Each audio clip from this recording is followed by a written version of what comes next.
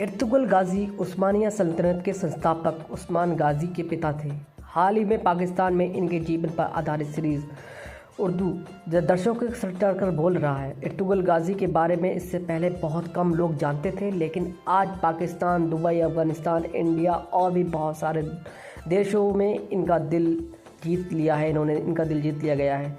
Ertugrul गाजी कौन थे, आज मैं ये आपको बताने वाला हूँ इस वीडियो के माध्यम से। इर्तुगरुल गाजी का पूरा नाम इर्तुगरुल बिन सुलेमान शाह था। उस्मान साम्राज्य परंपरा के अनुसार इर्तुगरुल गाजी तुर्की के एक कबीला जनजाति के नेता सुलेमान शाह के पुत्र थे।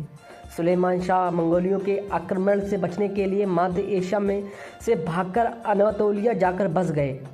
पिता सुलेमान शाह की मृत्यु के पश्चात इर्तुगरुल गाजी अपने अनुयायियों के साथ रोम की सीमा में प्रवेश किया। उसके बाद उन्होंने बाइजेंटाइन साम्राज्य के साथ सीमा पर सोगुट शहर पर अधिकार प्राप्त हुआ। इर्तुगरुल गाजी को इस्लाम के लिए बहुत अच्छे कार्य करने के लिए एक चैंपियन के तौर पर याद किया जाता है। इर्तुगरुल गाजी का संक्षिप्त जीवन की अगर मैं बात करूं तो इर्तुगरुल गाजी का पूरा नाम इर्तुगरुल बिन सुलेमान था, जिनका वर्ष 1151 ईस्वी में हुआ। मृत्यु 1280 ईस्वी में हुई। मृत्यु संस्थान सोगुट सल्तनत ऑफ रोम में हुआ था। इर्तुगरुल गाजी की समाधि जो है वो सोगुट में है। इर्तुगरुल गाजी पिता का नाम सुलेमान शाह था। इर्तुगरुल गाजी माता पिता का नाम हाइमा खातून था। इर्तुगरुल गाजी की पत्नी का नाम हलीमा खातून था। इर्तुगरुल गाजी के पुत्र का नाम उस्मान था।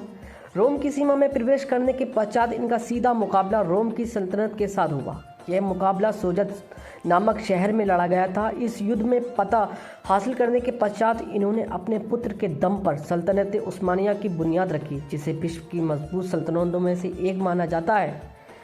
इर्तुगरुल गाजी की विवाह सेल्जुक सल्तनत की शहजादी हलीमा सुल्तान के साथ हुआ था। कई लोग हलीमा सुल्तान के बारे में जानना चाहते हैं, तो आपकी जानकारी के लिए बता दूंगा कि तुर्की की रहने वाली थी।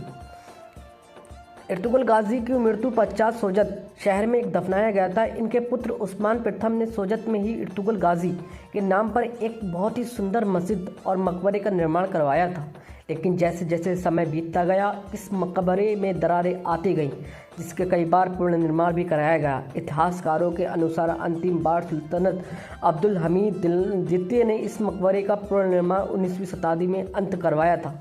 इस मकबरे के अंदर इर्तुगरुल गाजी का पूरा परिवार, उनके साथ उनके कबीले के महत्वपूर्ण लोगों की कब्रें मौजूद हैं। अगर और मैं इसके अलावा बात करूं तो इर्तुगरुल गाजी का संघर्षपूर्ण जीवन की अगर मैं बात करता हूं तो काय कबीला बंजारों की तरह इधर उधर भटकने वाला था, इसलिए इनका प्रारंभिक जीवन बहुत ही संघर्ष भरा रहा। इतना ही नहीं, चारों तरफ के दुश्मनों से घिरे हुए होने की वजह से हर समय इन्हें सतर्क और चौकन्ना रहना पड़ता था। मंगोल आक्रमणकारी इनके लिए सबसे बड़ा खतरा था। इसके अतिरिक्त भी इन्हें लोकल सुल्तानों के साथ कई बार संघर्ष करना पड़ता था। ईसाई यरूशलेम शहर पर कब्जा करना चाहते थे, जबकि यहूदी और मुस्लिम भी इस पर अपना हक जमाते थे। उस समय यह स्थान मुस्लिम शासकों के कब्जे में था। आज भी यरूशलेम शहर के लिए 3 मजहब में भयंकर लड़ाई जारी है। इजराइल और फिलिस्तीन के बीच जारी युद्ध इसी शहर की वजह से है।